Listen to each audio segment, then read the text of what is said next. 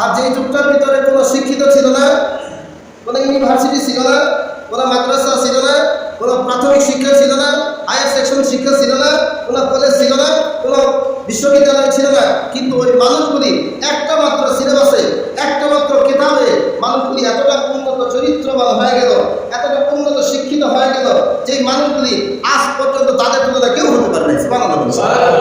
কথা বুঝতেছেন? এবার আপনাদেরকে জিজ্ঞাসা করবো, বলেন তো পৃথিবীতে কোন ব্যক্তি আসার কারণে মানুষগুলি উন্নত হয়ে গেল? মহানবী সাল্লাল্লাহু আলাইহি ওয়াসাল্লাম আসার কারণে এই জামানার ওই জামানার মানুষগুলি উন্নত হয়ে গেল, চরিত্রবান হয়ে গেল।